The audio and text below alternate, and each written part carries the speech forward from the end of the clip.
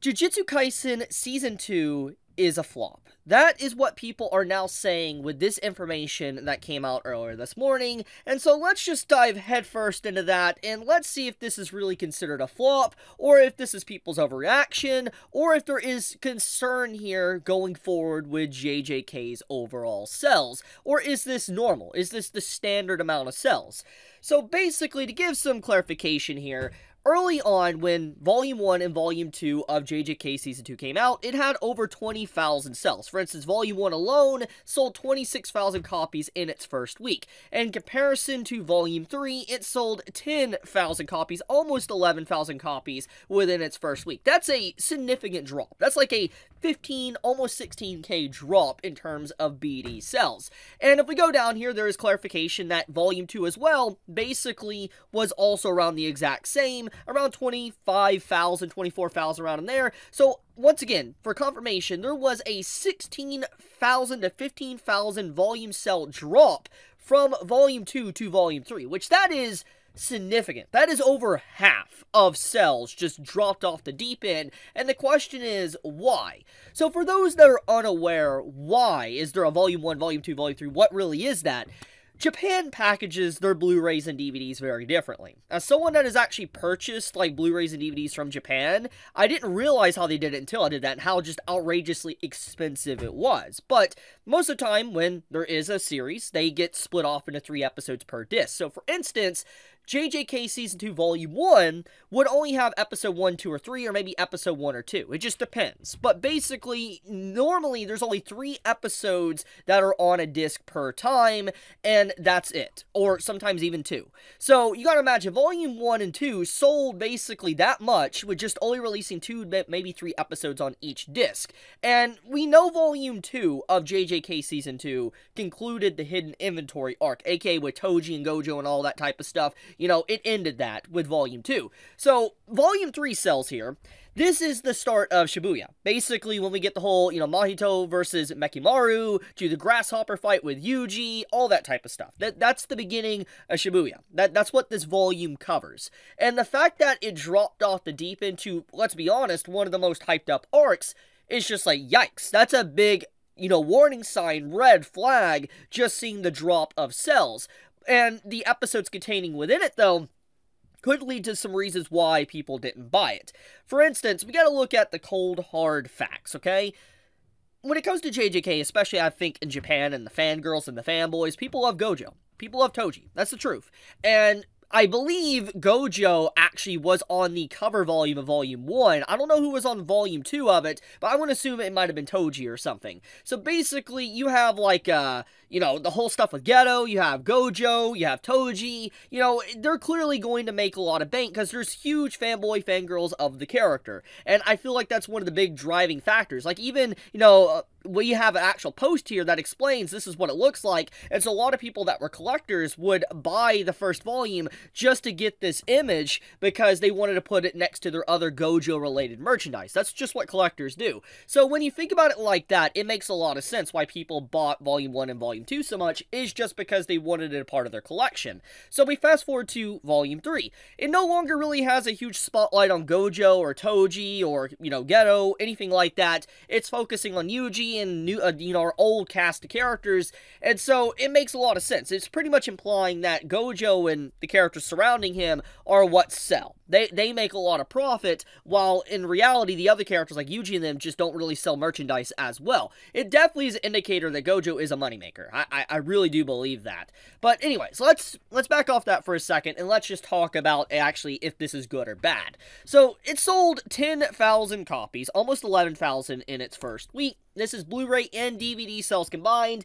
They're pretty outrageously priced. I'm going to be honest with you. Like, each BD DVD, at least when I bought it, they were like $120 each. That's ridiculous, okay? That is absolutely ridiculous to buy, like, 3 episodes for $120. It's just like, bro. I've not ever done it again since then. But anyways, so when you look at this, you're just like, okay.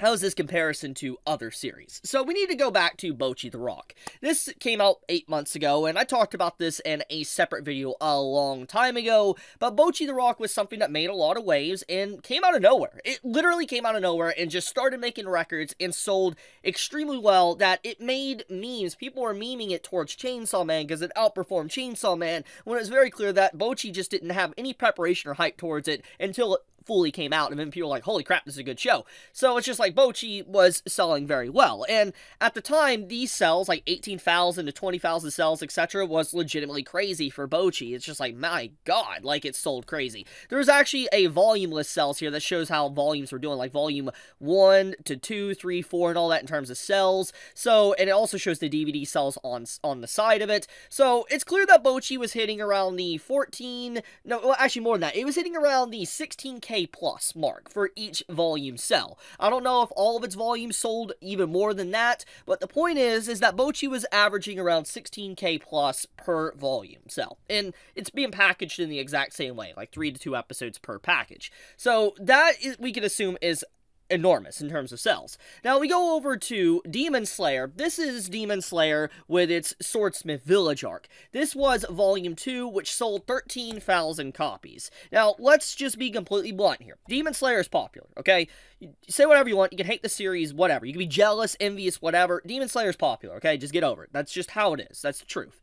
And Demon Slayer sold 13,000 copies for volume 2 of its Blu-ray for Swordsmith Village. And if I'm correct, this is basically a retelling of the movie or whatever, like a movie, etc. So a lot of this is kind of like, or not a retelling, this is the worst arc, my bad. This is the worst arc of the manga, according to manga readers. And if that is indeed the case, you know, for it to sell that well is pretty crazy. I would assume this is probably one of the lower sells of Demon Slayer, but still, to edge out this is pretty impressive.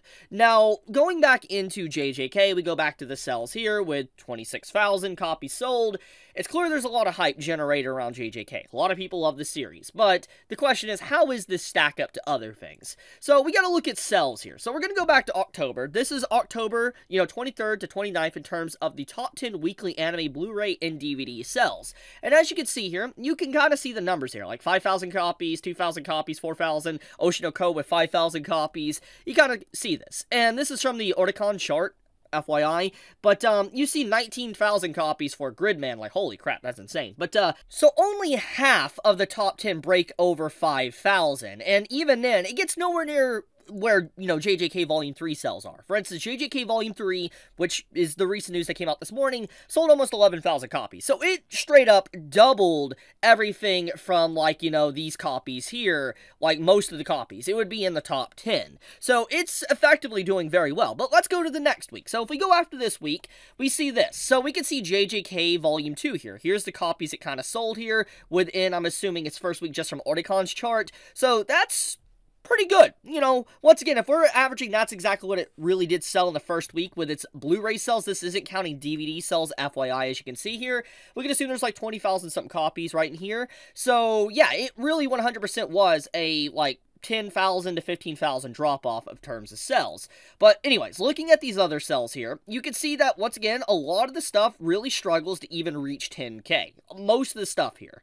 And then if we go to the week after that, you can see, once again, like, holy crap, look at this. Detective Conan, though, 35,000 copies. Oh my goodness. But I'm assuming they're not counting JJK since it's the week after, as you can see here, since this is November and November 26th. So they're not counting JJK anymore here. But apparently it was in the top 10 in terms of sales. But Oshinoko, once again, selling 5,000 copies, staying rather consistent with its previous volume. You can see that, once again, a little bit of higher numbers, but once again, most of the stuff, if we have anything to go on with these stuff here, barely even managed to make it to 5,000 copies sold. Go to the next one. This is December 4th to December 10th. Once again, copies barely even make it to 4,000 this time. Or actually 3,000. Most of the stuff even stay under 2,000. So it seems like, if you look at the actual sales of JJK Season 2 so far, this is doing pretty good. This isn't necessarily what I would consider a flop. However, it is concerning having over a 50% drop in profit revenue from a Volume 2 to a Volume 3. That is concerning. It could be, in line with maybe because it was Mekimaru versus, Mahito, and, Grasshopper versus, Yuji. But I feel like there's a lot more than just that. It could be because of marketing, because Gojo's not there.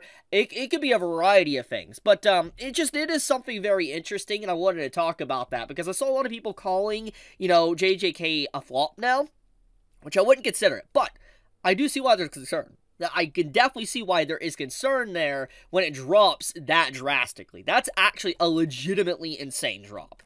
So, I'll leave it at that. Tell me your thoughts in the comments below, how you feel about it. If you have more numbers to kind of press aside on this, let me know in the comments below. But with that, be safe, stay healthy, and happy holidays, everyone. Chibi out.